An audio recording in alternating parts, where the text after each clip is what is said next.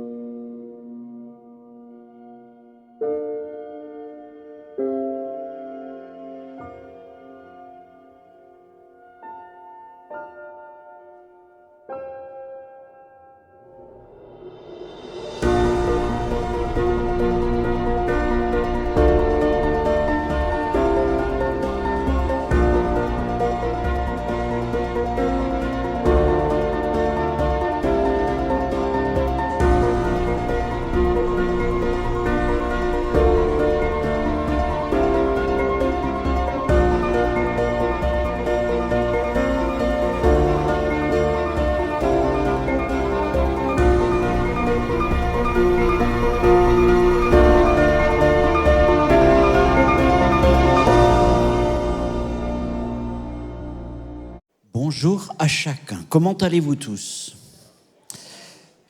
Je voudrais commencer ce culte par parler d'un texte, enfin, juste lire un texte qui parle de mission, justement, mais dans l'Ancien Testament. Parce que déjà, elle est annoncée dans l'Ancien Testament à travers un psaume de David qu'on ne trouve pas dans le livre des psaumes, mais dans le premier livre des Chroniques, au chapitre 16. Premier livre des Chroniques, chapitre 16, verset 23 jusqu'au verset 30. C'est un psaume qui nous parle à la fois de louange, d'adoration et puis aussi de proclamation. Chantez à l'Éternel, vous tous habitants de la terre. Pas simplement ceux d'Israël, mais tous les peuples de la terre. Annoncez de jour en jour son salut. Racontez parmi les nations sa gloire. Parmi tous les peuples ses merveilles. Car l'Éternel est grand et très digne de louange. Il est redoutable par-dessus tous les dieux, car tous les dieux des peuples sont des idoles, et l'Éternel a fait les cieux. La majesté et la splendeur sont devant sa face. La force et la joie sont dans sa demeure. Famille des peuples, rendez à l'Éternel gloire et honneur. Rendez à l'Éternel gloire pour son nom. Apportez des offrandes et venez en sa présence. Prosternez-vous devant l'Éternel avec de saints ornements. Tremblez devant lui, vous tous, habitants de la terre. Le monde est affermi, il ne chancelle point. Nous sommes les familles des peuples. Nous ne sommes plus des familles dispersées, nous sommes des familles rassemblées. Dans la même foi, la même espérance en notre Seigneur Jésus-Christ. Alléluia. Ce matin, nous sommes là pour le louer, nous sommes là pour chanter son nom, pour lui apporter cet encens qui monte vers lui, ce parfum de louange et d'adoration. Y a-t-il des adorateurs dans la maison de Dieu ce matin? Peut-être chez vous aussi, vous qui nous rejoignez pour ce culte, alors soyez bénis. Je vous invite à vous lever, puis on laisse toute la place au groupe de louanges. Bonjour à tous. On va louer Dieu ensemble. Est-ce que vous êtes heureux d'être là?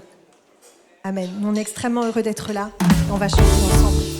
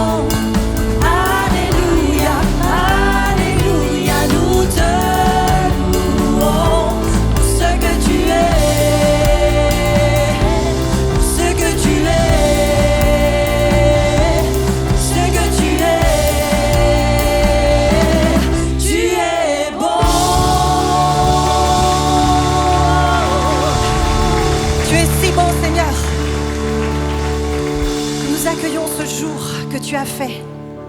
Nous voulons le vivre dans la joie, Seigneur, et dans l'allégresse. Il y a tant de sujets pour lesquels nous voulons t'adorer. Il y a tellement de sujets pour lesquels te louer, Seigneur. Tu es bon et ta fidélité dure de génération en génération. Toutes tes œuvres sont parfaites. Toutes tes œuvres sont parfaites. Il n'y a pas d'erreur de calcul dans les plans de Dieu. Merci pour ce que tu es en train de faire dans nos vies à chacun, dans la vie de cette Église, pour la mission aussi, Seigneur. Merci pour chaque projet. pour chaque initiative déposée, Seigneur, sur nos cœurs par ta main. La terre entière est remplie de ta gloire. Les ténèbres s'enfuient à l'écho de ta voix. La création tout entière contemple la splendeur du lion de Juda. Ô roi, tu parles et ce qui est mort reprend vie. Tu déclares et ce qui n'existe pas surgit. Tous les peuples et toutes les nations du monde regardent à toi, Adonai. Ô roi, Saint, Saint, Saint, ô éternel, toi qui as fait terre et ciel, je t'adore, oh Dieu, je t'adore, oh Dieu. Tout en moi reconnaît que tes œuvres sont parfaites. Je t'adore, oh Dieu, je t'adore, oh Dieu.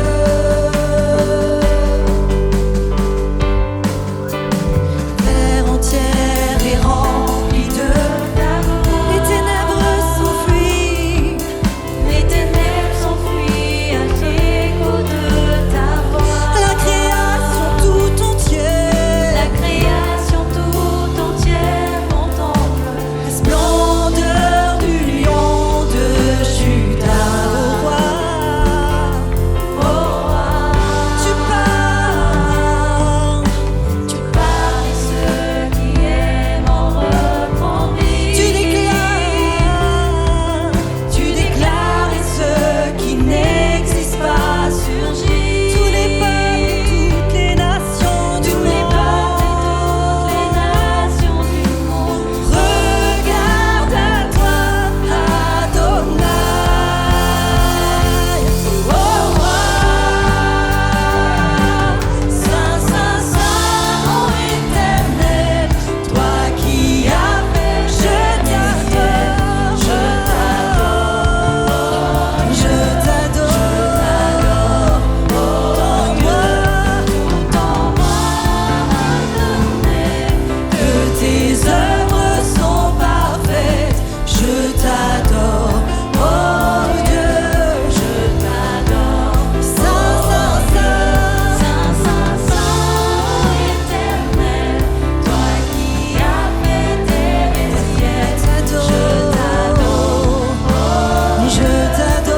Dieu.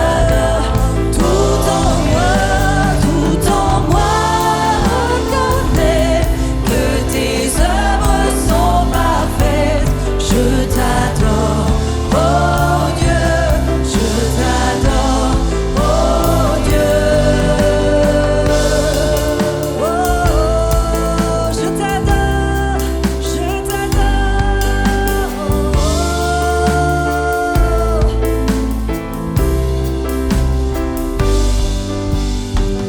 Racheté je suis car tu m'as fait don de ton nom.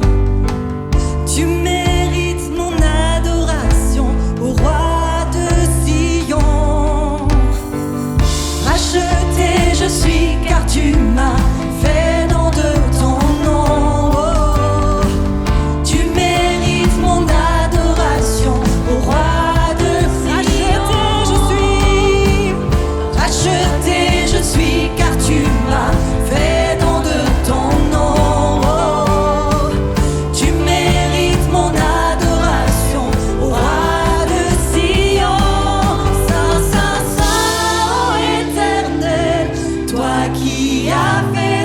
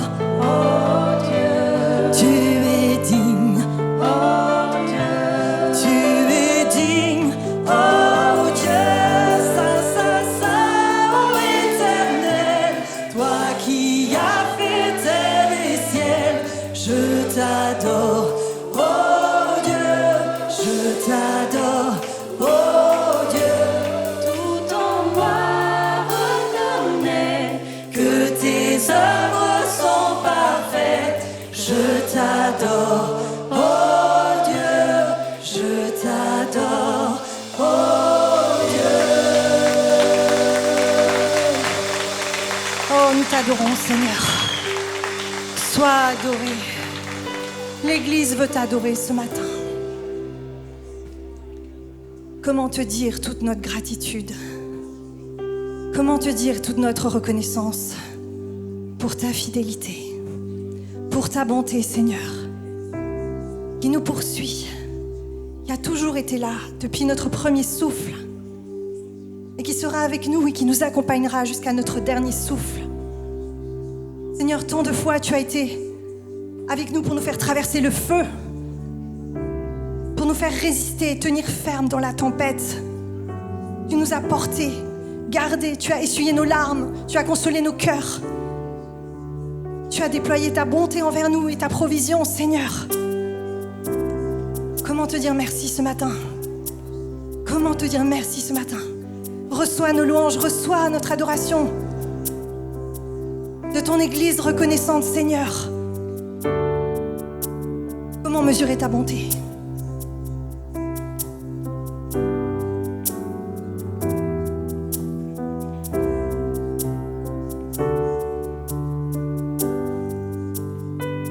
Je t'aime, Seigneur. Ta bonté ne faillit jamais. Tous les jours, tu me tiens dans tes mains. Dès que je me réveille, jusqu'à mon coucher, je chanterai la bonté de Dieu. Toute ma vie, tu as été bon. Toute ma vie, tu as été fidèle. Avec le souffle qui est en moi, je chanterai la bonté de Dieu.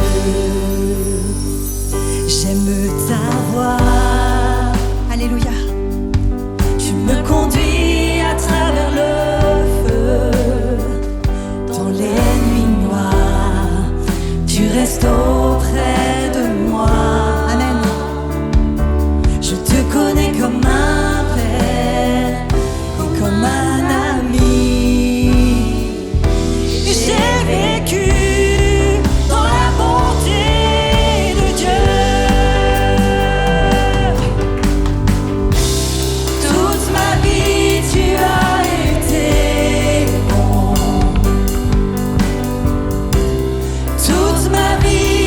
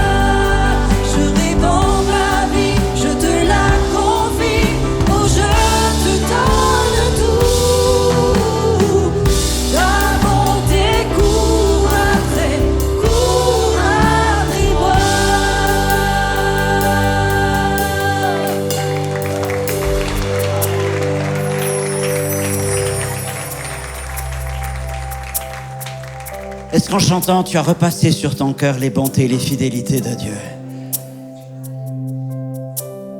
Tu peux les compter?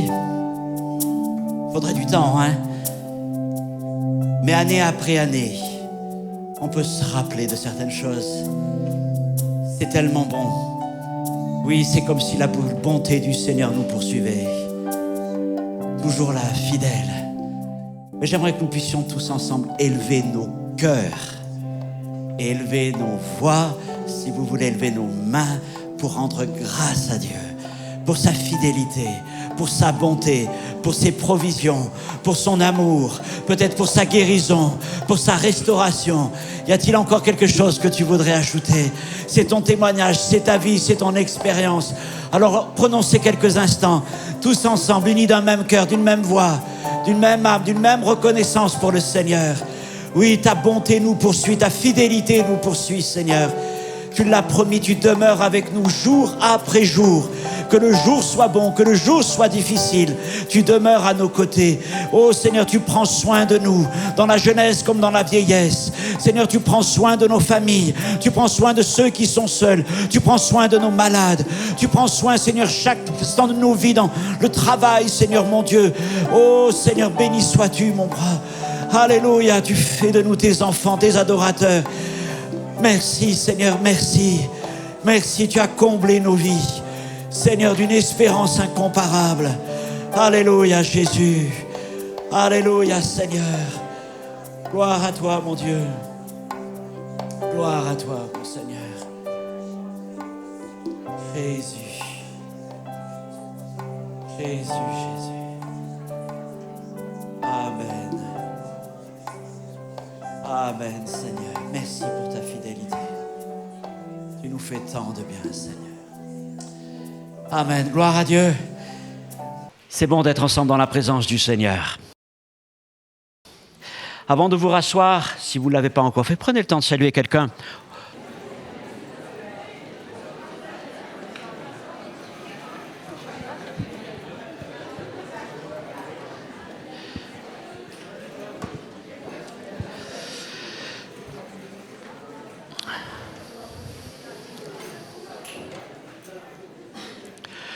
Voilà, pour tous les frères et sœurs qui seraient de passage au milieu de nous, les amis qui sont là, soyez les bienvenus.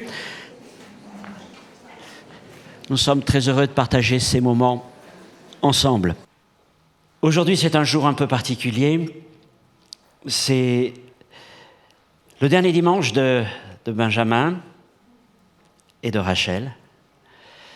Ils vont bientôt aussi nous quitter, mais alors là, pour de bon, hein, parce qu'ils vont bientôt faire les cartons.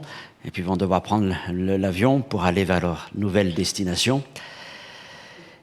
Et je leur ai laissé la place ce matin. Ils vont vous parler de leur projet, de ce que Dieu a mis sur leur cœur, ce que Dieu est en train de mettre en place aussi. Et puis Benjamin va partager la parole du Seigneur.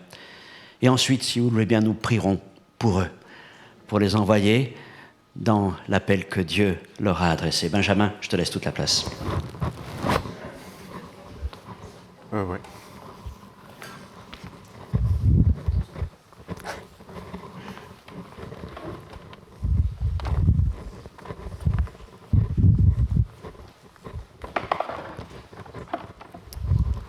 Voilà, bonjour à tous. Je vérifie juste qu'il n'y ait pas trop de bruit avec le micro. Voilà, merci. On se réjouit d'être ici parmi vous aujourd'hui et bien sûr c'est un jour un peu spécial puisque comme le pasteur Franck l'a dit, pour nous c'est notre dernière fois parmi vous. Donc voilà, on a eu beaucoup de plaisir à être à vos côtés pendant 3 ans, mais voilà, c'est le jour officiel de l'envoi. Et donc on en profite bien sûr avant de vous partager la parole pour vous donner des nouvelles pour la suite puisque ça a été un long cheminement si on peut dire, enfin voilà, un long temps de prière, mais on croit vraiment que Dieu nous a vraiment posé un appel à cœur et un appel pour Israël. Et donc c'est de ces nouvelles simplement c'est ces nouvelles qu'on vous partage. Et donc après beaucoup de réflexions, on se demandait comment faire exactement parce qu'on veut partir là-bas, mais comme missionnaire, c'était un peu compliqué. Et finalement, ce qu'on a décidé, c'est de faire une association ici en Suisse et qui nous envoie en Israël. Alors il y a plusieurs membres de l'Église dedans, mais je peux simplement dire que Daniel Nicole, qui est le président de l'association. Je sais que vous le connaissez bien. Et voilà. Alors, pourquoi est-ce qu'on part exactement ? On part là-bas pour reprendre l'école biblique, pour la rouvrir avec le pasteur Jacques Elbaz. Et donc, on part là-bas avec 3 objectifs. On va former des serviteurs, former les pasteurs de demain. On va soutenir l'église locale, en Israël en particulier. Vous savez que c'est compliqué pour les chrétiens là-bas. On veut être là-bas pour soutenir l'église locale, mais on veut aussi être là-bas simplement pour bénir Israël et pour bénir les nations alentours. Et voilà, avec mon épouse Rachel, on a vraiment ça à cœur. C'est ce qu'on a déjà fait là-bas à l'école biblique, mais surtout pour bénir non seulement Israël, mais aussi la Jordanie, l'Égypte et tous les pays que Dieu nous donnera, par lesquels Dieu nous donnera de passer. Simplement, bien sûr, comme vous le savez, en tant que missionnaire, on cherche du soutien. Premièrement, du soutien de la prière. Et si vous êtes intéressé pour nous soutenir, justement, il y a des flyers qu'on vous donnera à la sortie. Il y a une équipe qui fait gentiment ça à la sortie. Vous pouvez prendre nos contacts et on sera heureux de prendre rendez-vous avec vous encore pour vous présenter le projet pour le petit temps qui nous reste dans la région. On peut simplement vous passer une petite vidéo et après on passera à la parole. Merci. Dans quelques semaines, nous quittons Genève pour Jérusalem. Je m'appelle Benjamin Koifer. Avec mon épouse et mes 2 enfants, nous partons rouvrir l'école biblique de Jérusalem. En 2016, je suis parti d'Alsace pour étudier à l'Institut francophone de théologie de Jérusalem. J'y ai appris l'hébreu, le grec, mais aussi la théologie. Mais surtout, ce fut un temps mis à part pour Dieu, un temps où il m'a fait grandir à tous égards. Et c'est là, sur place, qu'il a déposé son appel dans mon cœur pour Jérusalem. En 2020, le Covid a forcé l'école à fermer. Je suis rentré, je me suis marié, nous avons fondé une famille. J'ai servi comme pasteur à Genève, mais cet appel ne m'a jamais quitté. Je suis toujours resté en contact avec Jacques Elbaz, le président de l'école. Et au détour d'une conversation, il m'a proposé de le rejoindre pour la rouvrir avec lui. C'était la suite logique de ce que Dieu avait commencé en moi 10 ans plus tôt. Je participerai à la direction de l'école biblique et à la formation des pasteurs de demain. En parallèle, je rejoindrai Jacques sur l'église de Tel Aviv. Nous partons rattachés aux églises de réveil de Suisse romande et nous espérons partir pour quelques années. Pourquoi Israël ? Nous savons que le mot divise aujourd'hui, parfois même parmi les chrétiens. Mais nous croyons fermement à ce qu'a annoncé le prophète Ésaïe, car de Sion sortira la loi et la parole de Dieu de Jérusalem. Nous partons avec un amour réel pour le peuple juif et pour tous les habitants de ce pays. Nous ne parlons pas ici de politique, même si nous tenons fermement contre l'antisémitisme. Nous avons ce même amour pour toutes les nations qui entourent Israël. D'ailleurs, mon épouse est égyptienne. Ésaïe annonce ce jour où l'Égypte, la Syrie et Israël seront une bénédiction pour toutes les nations. Nous croyons que cela n'est possible qu'en Jésus-Christ, c'est lui le prince de la paix que nous voulons annoncer. Partir là-bas aujourd'hui avec 2 enfants est un pas de foi. Et ce n'est pas un pas que l'on peut faire seul. C'est pour cela que nous avons créé l'association Ben Israël, une équipe qui depuis Genève nous envoie et nous porte. Dans la prière bien sûr, mais aussi avec un soutien financier mensuel. Sur notre site, vous pouvez venir découvrir le projet, laisser votre adresse et nous rejoindre. Merci d'être à nos côtés pour porter ce projet et pour bénir Israël.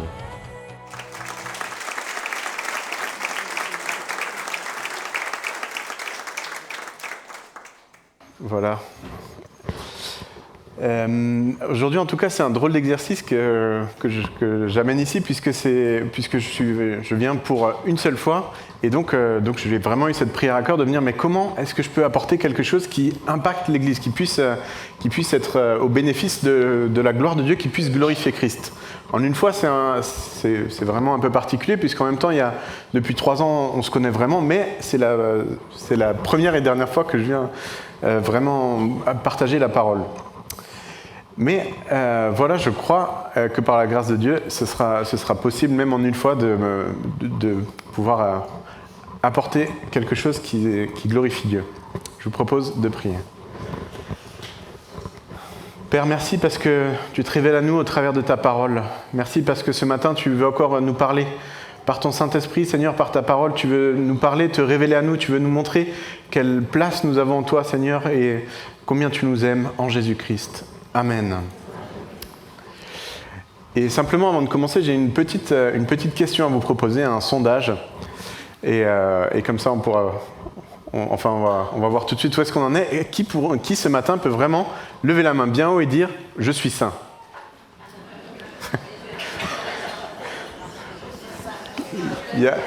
Voilà, il y a quelques personnes, il y a débat. Il y a eu quelques mains. Pourtant, c'est bizarre parce qu'on m'avait dit ce matin, tu vas parler à l'Assemblée des saints.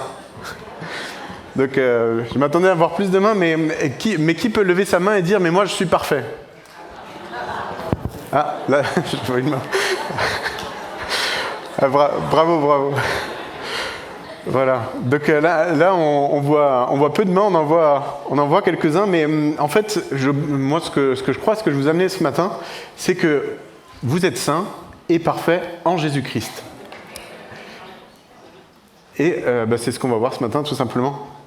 Mais c'est très important parce que je pense vraiment que c'est un sujet qui peut changer les vies. En fait, je l'ai vu, j'ai eu l'occasion de l'amener notamment à Rive-Gauche. Et je vois que c'est un sujet libérateur quand on comprend comment est-ce que Dieu nous voit. C'est pas simplement comment nous on pourrait être par nos efforts, mais c'est vraiment la place, ce que Dieu déclare sur nous-mêmes. Et ce que Dieu déclare, je le dis déjà, mais on va le voir en détail, c'est que nous sommes saints et parfaits. Voilà.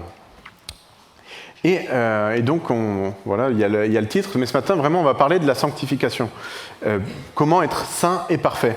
Et le premier moyen pour être saint et parfait, c'est par nos efforts. Vous connaissez bien ce verset de l'évangile de Matthieu, Matthieu 5, verset 48, où Jésus dit « Soyez saints comme votre Père est saint ». Et ça, c'est « Soyez parfaits, comme votre Père est parfait ». Donc, c'est Jésus qui place la barre tout en haut comme ça. Et donc, ce verset, on peut vraiment le prendre en se disant « Mais moi, je ne suis pas parfait, mais Jésus me demande d'être parfait. » Et on peut vraiment se mettre une pierre sur le dos, impossible à porter, qui nous demanderait trop d'efforts humainement. Et on va simplement le lire dans le contexte.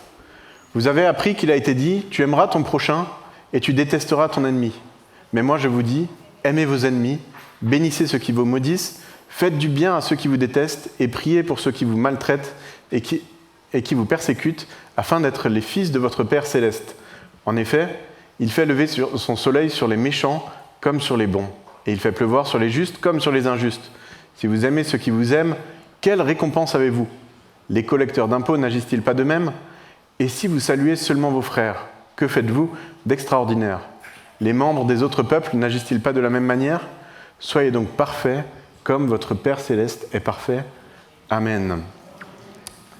Donc ce dernier verset, ce verset 48, quand on le lit comme ça, il peut vraiment nous sembler irréalisable. On se dit, mais là, les attentes de Jésus, elles sont vraiment folles. Et pourtant, quand on s'arrête vraiment sur ces quelques versets, on comprend qu'il y a quelque chose qui se passe. Jésus est en train de dire, voilà le mode d'emploi, et donc si vous faites tout ça, vous êtes parfait. Et en fait, il y a une subtilité ici qu'on n'a pas en français ou qu'on n'a plus, c'est que la définition du mot parfait n'est pas la même. Alors, je vous l'explique rapidement, mais en français, quand on dit parfait, on s'attend à quelque chose de absolument irréprochable. Vous êtes d'accord? C'est pour ça que quand on dit « Est-ce que vous êtes parfait ?» personne ne peut lever la main. On peut toujours avoir quelque chose à changer, à améliorer. Mais ce que Jésus est en train de dire, c'est le parfait ici, c'est tendre à la perfection. On cherche à s'améliorer continuellement et en fait, on y arrive parce qu'on s'améliore avec Dieu qui travaille en nous, Dieu qui travaille au travers de nous. Et quelque part, on va de victoire en victoire. On grandit dans la sanctification et c'est ça que Jésus appelle ici parfait. Le mot parfait a vraiment un autre sens ici. Et d'ailleurs, on le verra tout à l'heure, mais ce mot parfait en grec, parfois il est traduit par parfait, et parfois il est traduit par mature.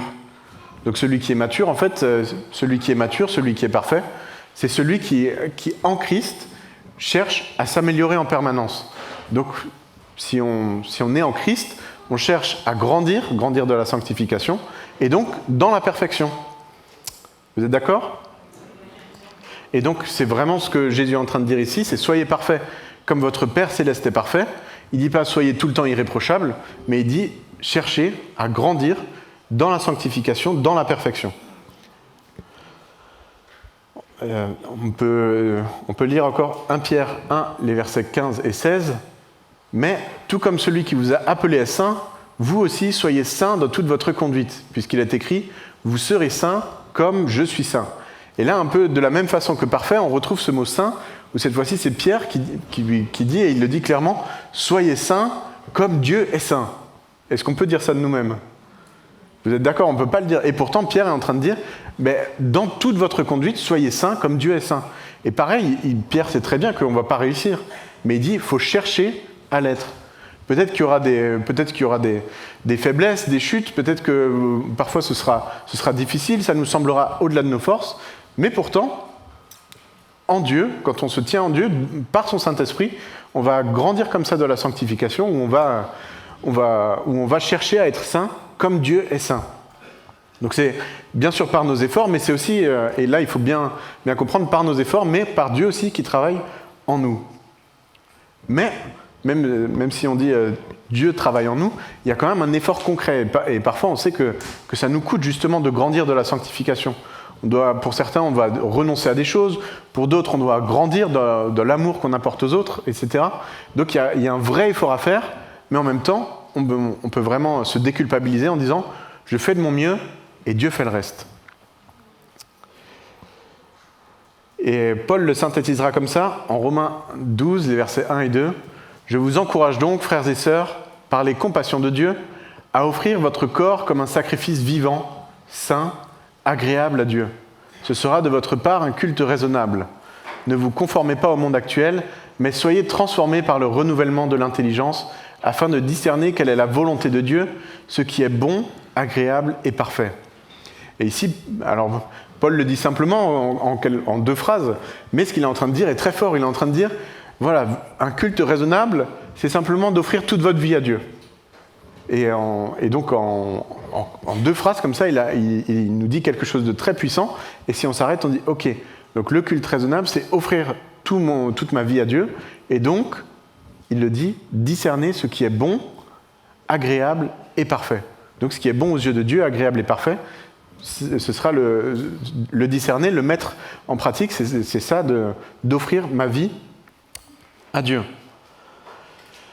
Et tout en disant ça, je peux dire que des fois, on peut rester sur ce texte, et je peux dire que des fois, on a tendance, en tant que chrétien, à se dire, mais moi, je veux faire par moi-même. Et comment je me vois? Je me vois pécheur, je me vois pas assez bon, pas assez fort, pas assez parfait, pas assez saint. Pour vous donner un exemple, alors, c'est un exemple de Rive Gauche, donc vous leur direz pas. Mais à Rive Gauche, dans une soirée de prière, il y a un frère qui prie et qui dit « Ah, mais Seigneur, je suis rebelle, je suis pécheur. » Et moi, j'étais étonné d'entendre ça, parce que pour moi, il était saint. Et donc, il continue vraiment à se charger de beaucoup de péchés, de choses, et vraiment avec des mots comme ça, généraux, donc pécheur, rebelle, etc. Mais en le regardant, je me disais « Mais c'est pas l'image que j'ai de lui. Moi, j'ai l'image de quelqu'un qui est saint et parfait. » Et là aussi, c'est là où j'ai vraiment pris conscience de l'importance de ce message, de comprendre qui on est en Dieu.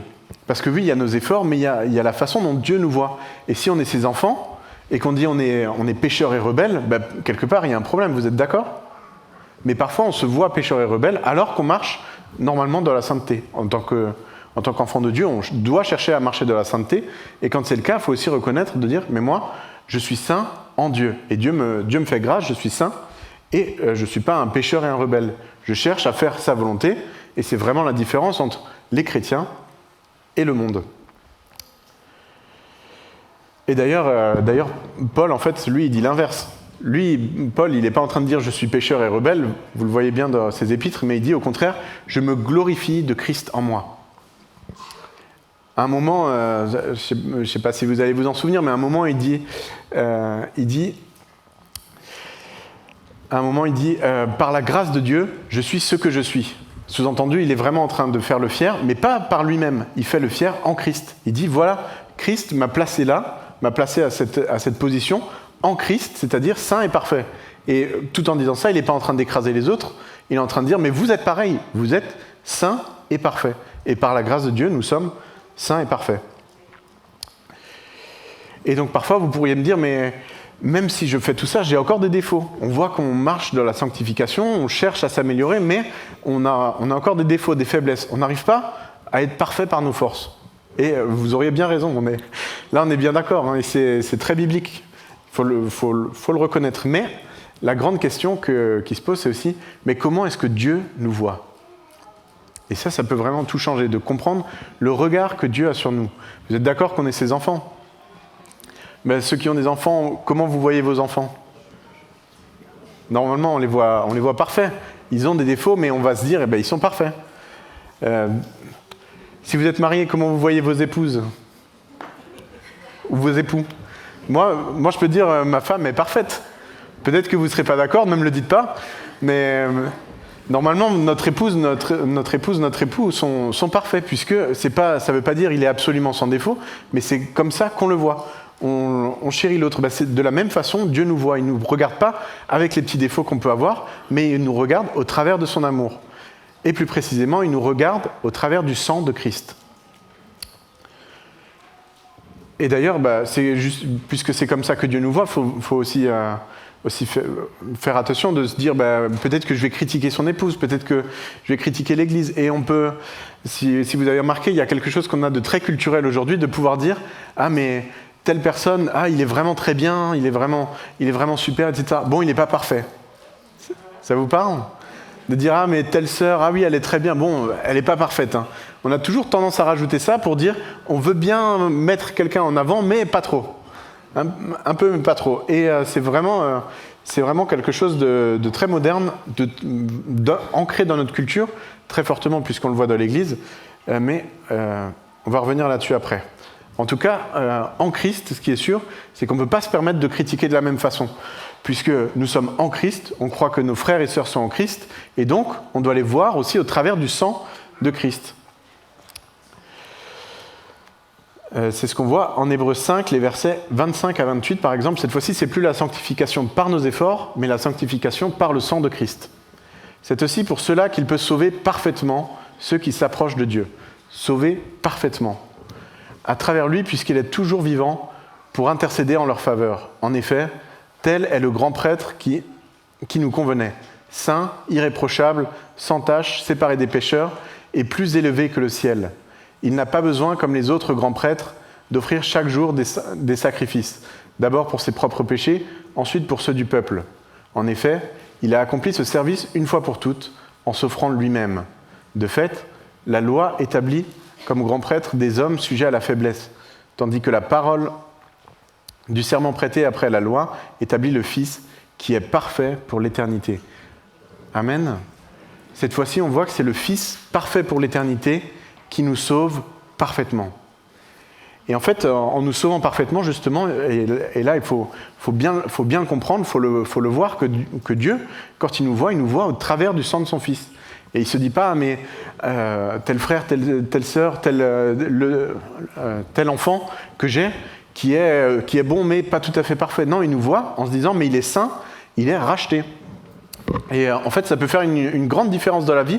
Je vous partage quelques discussions que j'ai eues avec, pareil, un frère qui me disait il faut faire attention quand on pêche, parce que si jamais on meurt à ce moment-là, on n'est pas sauvé.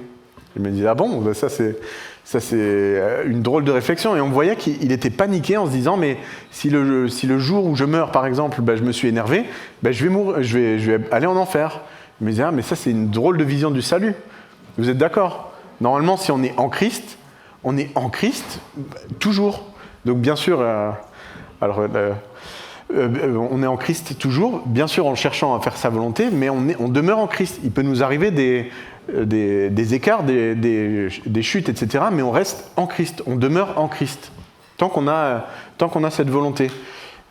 L'apôtre Jean le formule mieux que moi dans son épître, où il dit oui, si nous disons que nous n'avons pas de péché, nous mentons à nous-mêmes, mais en tant qu'enfants de Dieu, nous ne pouvons pas marcher dans les ténèbres, sinon nous ne sommes pas de Dieu. Et donc on voit qu'en tant qu'enfant de Dieu, si je m'énerve et que je meurs à ce moment-là, c'est dommage, mais je ne vais pas être enlevé du salut à cause de ça. Et donc le fait de bien comprendre ces choses, de bien comprendre qu'on est sauvé parfaitement, ça peut vraiment nous changer la vie. On va en Ésaïe 1, verset 18. « Venez, discutons, dit l'Éternel. Même si vos péchés sont couleur cramoisie, ils deviendront blancs comme la neige. Même s'ils sont rouges comme la pourpre, ils deviendront blancs comme la laine. » Et on peut lire tout de suite le verset suivant, Apocalypse 7. « L'un des anciens prit la parole et me dit, « Ceux qui sont habillés d'une robe blanche, qui sont-ils et d'où sont-ils venus ?» Je lui répondis, « Mon Seigneur, tu le sais. » Il me dit alors, ce sont ceux qui viennent de la grande tribulation. Ils ont lavé leurs robes, ils l'ont blanchi dans le sang de l'agneau. Ici encore, qu'est-ce qu'on voit? C'est que Dieu nous voit vraiment au travers du filtre de Jésus. Puisque Jésus s'est donné parfaitement pour nous, puisqu'il est dans le ciel en train d'agir pour nous en notre faveur, eh bien, il a pardonné nos péchés passés, nos péchés présents, mais nos péchés futurs. Tant qu'on demeure en Christ, Dieu nous voit au travers du sang de son Fils. Et d'ailleurs, c'est vraiment un verset étonnant dans l'Apocalypse, vous le remarquez, puisqu'on voit que c'est les saints, donc vous et moi, qui sont vêtus d'une robe blanche. Une robe blanche, pourquoi? Parce qu'elle a été trempée dans le sang de l'agneau. Normalement, tremper dans le sang, c'est justement, il n'y a rien de plus tachant, vous êtes d'accord? Enfin, donc ça tâche. Et pourtant, ici, ce que Dieu fait, c'est qu'au travers du sang de son Fils, on est lavé. Exactement comme on l'a vu en Ésaïe, venez et discutons, dit l'Éternel, même si vos péchés sont couleur cramoisie, ils deviendront blancs comme la neige, puisque Christ a donné son sang pour nous. Lui qui était parfait, lui qui était saint, il a lavé nos péchés. Et donc, je continue avec mes questions, mais quel est l'effet du péché de ta vie? Et on voit certaines personnes qui, à cause du péché, sont séparées de Dieu, et parfois pendant très longtemps. Je vois certains qui disent « Ah mais voilà, oui, j'aime Dieu de tout mon cœur, mais j'ai fauté, je ne peux plus m'approcher de lui. » Ah bon? Non, pourtant Dieu nous a rachetés, donc au contraire, même si on faute, on doit revenir sachant qu'il nous fait grâce, sachant qu'il a déjà pardonné nos péchés. Et donc le fait de savoir ça, de le réaliser, ça nous fait prendre en maturité, et ça nous permet vraiment d'être toujours reliés à Dieu. Et en fait, justement, si je me dis je suis rebelle et pécheur, j'ai du mal à m'approcher de Dieu, alors que si je dis je suis saint et parfait, je suis digne, non pas par ma force, mais par la grâce de Dieu. Je peux m'approcher de Dieu, j'ai cette assurance de pouvoir m'approcher du trône de sa grâce. Donc on dit ça quand tout va bien, mais quand tout va mal, du coup on doit aussi pouvoir le dire. C'est-à-dire peut-être que j'ai des choses qui ne vont pas, etc. Je m'approche de Dieu, et c'est là aussi, en m'approchant de Dieu, que simplement je grandis dans la sainteté. Puisque, encore une fois, c'est par sa grâce, c'est par le Saint-Esprit qui travaille en nous, mais c'est vraiment à ce moment-là où on comprend combien Dieu nous aime, on comprend combien Dieu nous aime, combien il nous fait grâce, et c'est plus facile aussi de grandir en lui. Et de la même façon, mais comment est-ce que nous nous voyons les uns les autres? Est-ce que, en tant que frère, en tant que sœur, on se dit, mais t'es mon frère presque saint, ma sœur presque parfaite? Ou est-ce qu'on peut se dire, mais en Christ, tu es saint et parfait? Et je le dis parce que c'est vraiment important, ça peut changer notre vision de nous-mêmes, de se dire, mais Christ me voit de façon sainte et parfaite. Mais de la même façon, quand je vois mon frère, ma sœur, je peux me dire, mais elle est sainte et parfaite. Alors, il ne faut pas être naïf, parfois on voit des grosses choses qui ne vont pas, mais quand même, plutôt que de dire, oui, il est presque saint, presque parfait, de dire, il est saint et parfait, je ne juge pas. Et par contre, on apprend vraiment à regarder l'autre au travers de Christ. Vous êtes d'accord? Alors, vous pouvez dire à votre voisin, à votre voisine, tu es saint, tu es sainte et parfait.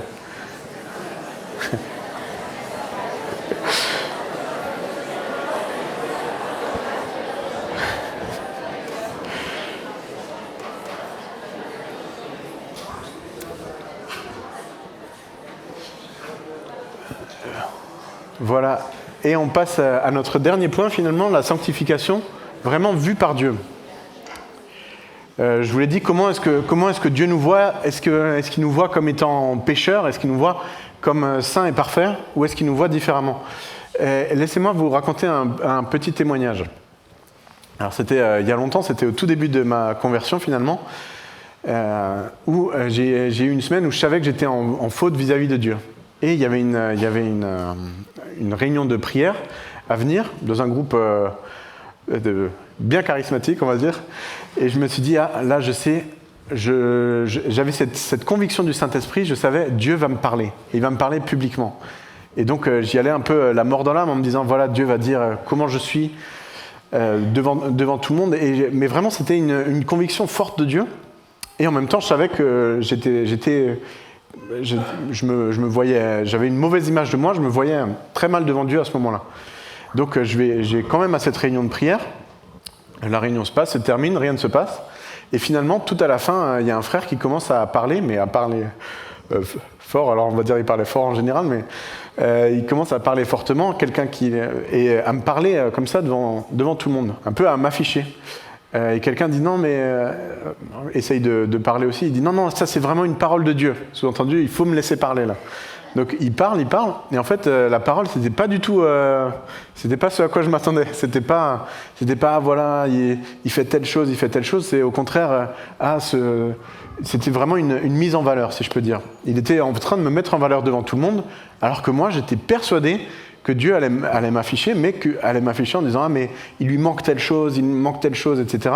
Et au contraire c'était une mise en avant. C'est vraiment une parole de Dieu qui m'a frappé, qui me reste jusqu'à aujourd'hui. Et là, j'ai compris quelque chose de l'amour de Dieu. C'est pas un amour écrasant, c'est pas un amour qui attend de nous qu'on soit toujours au mieux, mais c'est vraiment un amour parfait. Un amour qui est capable de passer au-delà de nos défauts pour nous amener vers le haut. Et c'est ce que Dieu voulait vraiment faire à ce moment-là, dans ma propre vie, en disant, voilà, moi je me voyais mauvais, faible, mais Dieu est en train de dire, non, tu es plein d'amour, tu es bon, tu es fidèle, etc., comme fidèle serviteur. Et là, je me disais, waouh, l'amour de Dieu qui dépasse tout ce que moi je peux en comprendre. Et au contraire, cette parole, donc, pour le coup, ça m'a vraiment tiré vers le haut. Alors qu'une parole où Dieu m'aurait dit, tu es nul quelque part, ça m'aurait laissé dans ma misère. Mais là, au contraire, je me disais, mais si Dieu m'aime tellement, d'un tel amour, alors je dois aussi faire mieux. Et je ne sais pas si vous comprenez, mais en fait, il y avait ce mouvement de Dieu vers moi qui tendait la main. Et donc, je me disais, alors, puisque Dieu m'aime tellement, moi, je dois aussi faire tous mes efforts pour marcher selon sa volonté, parce qu'il m'aime d'un amour si parfait.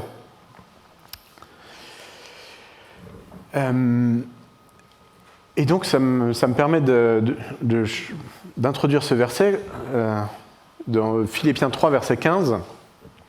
Alors, il est un peu particulier, ce verset. On va le lire ensemble. « Nous tous donc, qui sommes mûrs, adoptons cette attitude. Si vous êtes d'un autre avis sur ce point, Dieu vous éclairera aussi là-dessus. » Alors, je vous ai dit, ici, on voit le mot « mûr ». C'est ce qu'on trouve dans la version second 21. Alors, vous avez vu que je l'aime bien, c'est la version que j'ai prise depuis le début. Mais il se trouve que là, il y a vraiment eu un glissement, on peut dire en un siècle, un glissement de sens, de compréhension du verset, puisque c'est très juste, ça va dans le sens des épîtres, de dire « vous êtes mûrs », mais en même temps, ici, le mot grec a ce double sens de « mûr » ou « parfait ». Et c'est ce qu'on voit de la seconde 1910. « Nous tous donc, qui sommes parfaits, ayons cette même pensée. Et si vous êtes sur un quelconque point d'un autre avis, Dieu vous éclairera aussi là-dessus. » Ici, il y a eu ce glissement en un siècle où, à l'époque, on pouvait accepter de dire « Ah, mais nous sommes parfaits », et aujourd'hui, on ne peut plus l'accepter. Et c'est vraiment, si vous comprenez, c'est vraiment un changement culturel, finalement. Alors, le sens, quelque part, reste le même, mais en enlevant le mot « parfait », on perd quelque chose.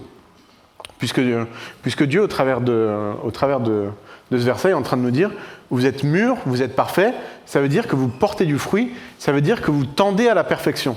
Vous cherchez à vous améliorer en permanence. C'est ce que Paul dit ici. Et quand on dit juste « nous qui sommes mûrs », on comprend moins. Ça veut dire « ah, mature », mais on n'a pas cette plénitude du mot « parfait ».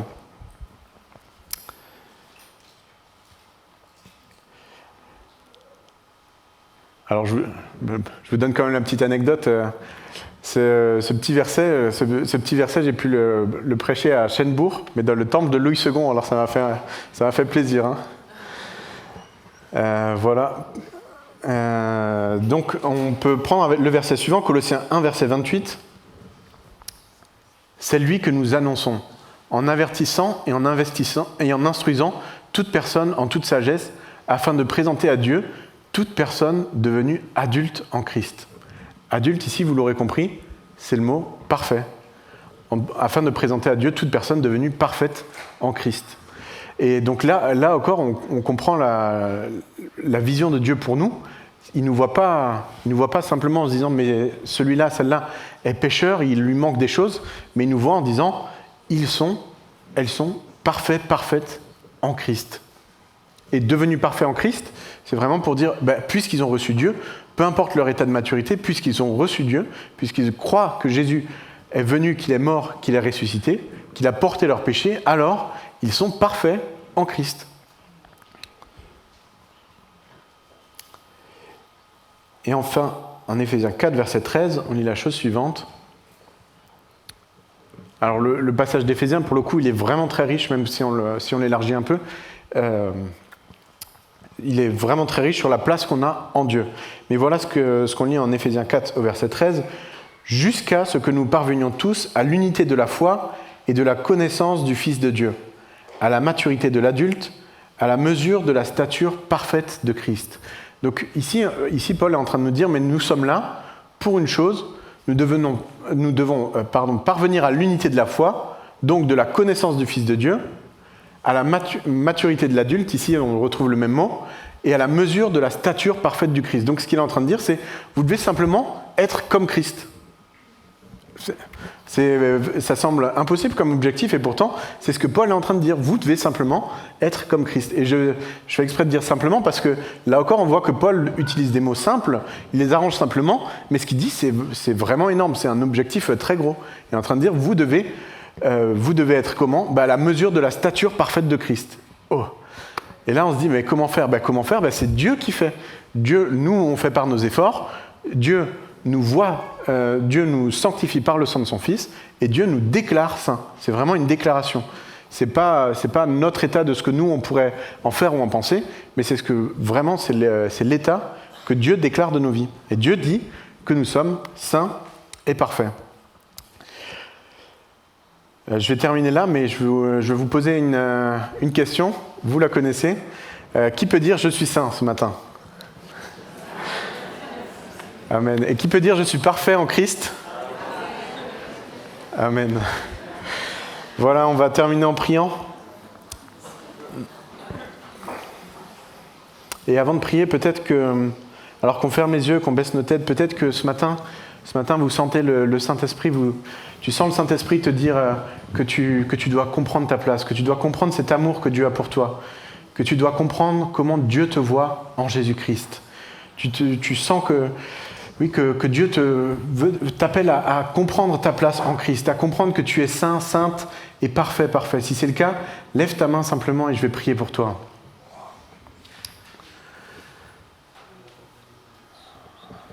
Seigneur, merci parce que en toi, tu nous appelles à être saints et parfaits.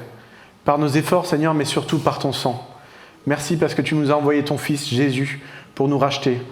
Tu ne nous as pas rachetés à moitié, mais tu nous as rachetés parfaitement. Et Seigneur, ce matin, nous nous remettons encore entre tes mains. Parce que nous sommes saints, parce que tu nous appelles saints, parce que nous sommes de ceux qui ont lavé notre robe dans le sang de l'agneau. Merci parce que tu as payé pour nos péchés. Merci parce que c'est toi qui as bu cette coupe du jugement, cette coupe de la colère pour nous racheter parfaitement. Merci Seigneur Jésus parce que tu es notre sauveur, parce que toi tu es parfaitement saint, parce que toi tu es parfait dans toutes tes voies Seigneur. Tu nous as sauvés pleinement, tu nous as pardonnés pleinement. Merci parce que ce matin tu nous appelles encore à comprendre la profondeur de ton amour. Merci parce que par ton Saint-Esprit Seigneur Jésus, tu déverses ton amour dans nos cœurs et pour ta gloire. Amen.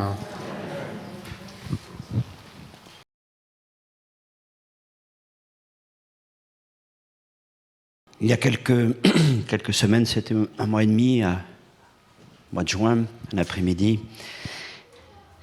les pasteurs de différentes églises de réveil étaient là et nous avons procédé à la consécration de Benjamin pour le ministère pastoral et associer Rachel à cet engagement parce qu'il se vit aussi à deux. Et j'expliquais le lien, comment, quand la rencontre s'est faite, je ne connaissais pas Benjamin avant qu'il vienne ici, comment le Seigneur avait vraiment mis sur mon cœur cette parole très simple, il est comme un Timothée, tu dois prendre et former. Et je remercie l'Église de ce que vous avez investi, comme vous l'avez fait pour bien d'autres. L'année dernière, il y a eu Nicolas, il y a eu Jérémie, et puis dans les années à venir, il y aura encore Jonathan et David, Dieu voulant. Donc bénis le Seigneur, parce que cette Église doit toujours être un lieu de formation. et un lieu d'envoi. Eh bien, vous l'avez aussi permis pour Benjamin et pour Rachel. Et ils ont pu trouver au milieu de nous, au milieu de vous, une église qui les a accueillis, qui les a aimés, qui les a entourés, particulièrement à Rive-Gauche, et qui leur ont permis de grandir, d'avancer dans ce ministère. Et un peu en reprenant cette image d'être parfait et saint en Christ, tout en avancer dans ce chemin, eh bien, je crois que Dieu, avant tout autre monde, avant toute autre personne, avait reconnu en Benjamin et savait ce qu'il avait déposé en Benjamin. Et peut-être que ce n'était pas encore clair pour les hommes, parce qu'il y avait peut-être bien des difficultés à passer, bien du travail à faire, mais il y avait une conviction qui était là, et je sais qu'elle habitait dans leur cœur. Et on a travaillé ensemble, et l'Église les a soutenus, et ils ont grandi, ils s'affermissent, l'autorité dans le ministère, dans la prédication, l'accompagnement des gens, la bienveillance, le souci des uns, des autres, et aujourd'hui la réponse à l'appel. Et vraiment, nous réjouissons pour ça. Chaque ministère est particulier, chacun a son appel, chacun son caractère. Et nous croyons que ce que Dieu a déposé dans le cœur de Benjamin, de Rachel, ne fait que commencer à apparaître. Ici, c'était un peu le jardin dans lequel ils ont commencé à prendre racine. Mais là où vous allez aller, ce ne sera plus le jardin. Hein. Là, c'est sûr que vous allez sur le champ de bataille. Vous allez servir donc à la fois l'école biblique à Jérusalem, puisque ça y est, le bâtiment est acquis, les inscriptions rentrent, le corps professoral se reconstitue. C'est que c'est un grand défi. Il y a déjà eu plusieurs jeunes pasteurs qui sont sortis de cette école, qui servent en Italie, en France et dans d'autres endroits du monde. Et puis vous allez reprendre ça à Jérusalem, et puis aussi travailler à l'église de Tel Aviv, dans le quartier presque de Jaffa. C'est particulier là-bas. J'ai eu l'occasion de prêcher plusieurs fois, mais c'est un véritable défi de prêcher l'évangile. C'est peut-être un des endroits les plus difficiles pour prêcher l'évangile qu'Israël. Il faut vraiment un appel de Dieu pour y tenir. Et puis vous êtes vraiment un couple extraordinaire. Dieu vous a préparé, vous a appelé pour ça. Et ce qui fait aussi la joie de l'Église maintenant, c'est d'envoyer, n'est-ce pas? D'envoyer toujours aussi dans cette vision aussi, non seulement pour la Suisse, mais au-delà de la Suisse, d'envoyer pour la vision, particulièrement pour Israël. Alors vous avez réjoui nos cœurs et nous allons encore nous réjouir de voir comment Dieu va vous accompagner. Rachel, est-ce que tu veux partager quelques mots? Merci à tous, on était vraiment ravis de pouvoir passer ces 3 années avec vous. On a été bénis par vous et on vous remercie sincèrement.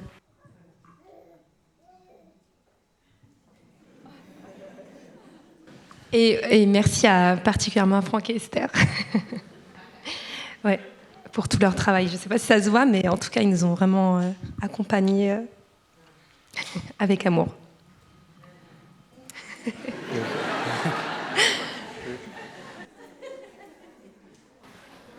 Oui, je peux prendre l'autre. Ah. Oui, c'est vrai, comme je l'ai dit déjà, mais on vous remercie vraiment pour ces 3 ans passés à vos côtés. Alors, on était bien sûr plus vus à Rive-Gauche, mais c'était un plaisir d'être parmi vous, de grandir parmi vous. Grandir, je dois dire, à tous égards. Et merci bien sûr pour votre amitié, pour votre fidélité. Et c'est aussi ce qui nous a porté durant ces 3 ans. Voilà.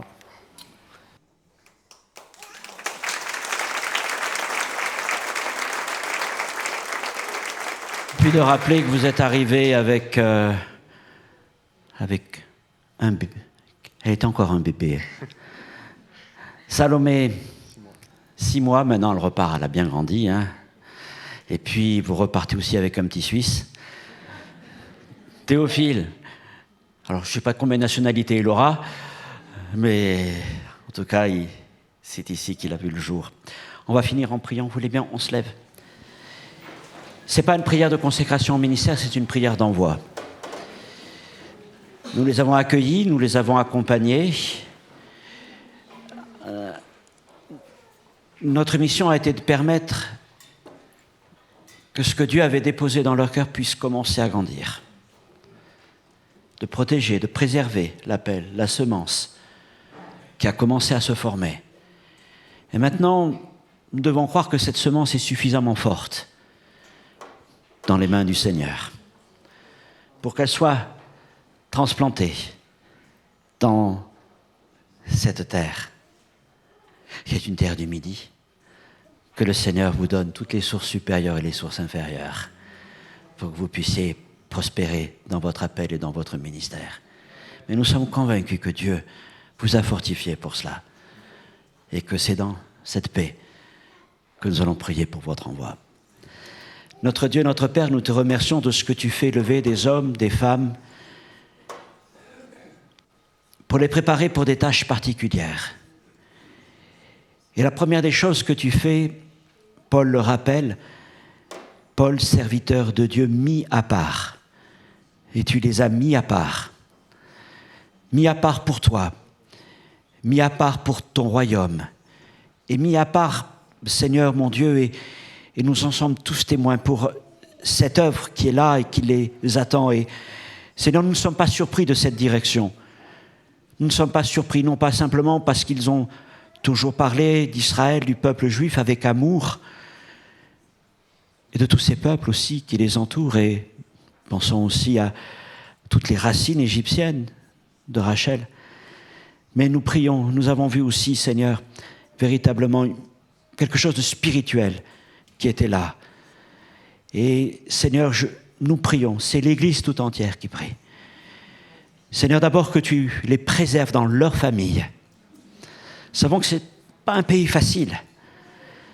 Pays de combat, un pays, oui, de terre du Sud. Il y a besoin de toutes tes sources, Seigneur, mon Dieu. Et je prie vraiment que tu les abreuves. Tu veilles sur eux, sur leur santé, sur leur sécurité, sur leurs pas, jour après jour. Et nous prions, Seigneur, mon Dieu, pour qu'ils puissent s'établir un logement, et puis tout ce qui viendra ensuite. Et Seigneur, nous prions pour ce projet magnifique d'une école biblique, au plus près, Seigneur, de cette terre, au plus près des racines même de la parole de Dieu. De cet amour aussi que Benjamin a pour les langues de la Bible. L'hébreu, l'araméen, le grec, Seigneur, qu'il maîtrise d'une manière si magnifique. Qu'il puisse être, Seigneur, un enseignant, mais un enseignement avec vraiment cette grâce de l'Esprit qui inspire, qui conduit. Seigneur, bénis-les, bénis ce projet qui est là. Et nous les envoyons, étant convaincus que ce n'est pas l'Église qui fabrique un appel, mais nous ne faisons que reconnaître que ce que tu as déjà mis à part et de la qualification que tu as donnée. Seigneur, ton appel s'accomplira. Merci de nous avoir prêtés au milieu de nous, de leur avoir permis de nous servir ces églises ici à Genève et particulièrement à Rive-Gauche. Et merci, Seigneur, maintenant de les conduire plus loin. Dans le nom de Jésus-Christ. Amen. Juste une chose, le départ est prévu fin septembre, c'est ça toujours ? Mi-septembre ? Fin septembre. Fin septembre, le grand départ. On aura le temps encore de les saluer si vous avez besoin. Quelque chose à rajouter ? Merci à tous. Soyez bénis. Voilà, eh bien, je ne rajouterai pas plus. Passez une bonne semaine dans le Seigneur. On se retrouve dimanche prochain. Que la grâce du Seigneur soit avec vous.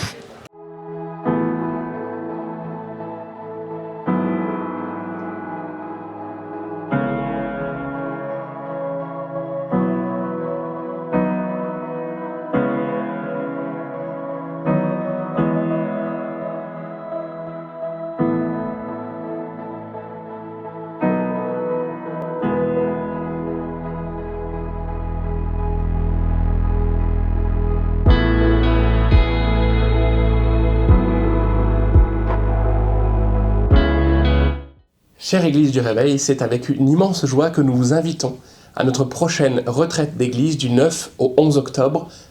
À Morzine, dans des lieux d'exception, nous croyons que nous allons vivre des beaux moments dans la présence de Dieu. Ça sera l'occasion pour nous d'apprendre à mieux se connaître et de tisser aussi de liens puissants de communion fraternelle. Le thématique de ce week-end sera « Maintenant, lève-toi ». À travers le passage de Josué, chapitre 1, versets 1 à 9, dans des temps d'enseignement et d'encouragement, nous voulons challenger l'Église dans cette période de transition et de grands défis. Alors ne laisse pas les autres te raconter ce que Dieu aura fait pendant ce week-end, viens le vivre avec nous. À bientôt.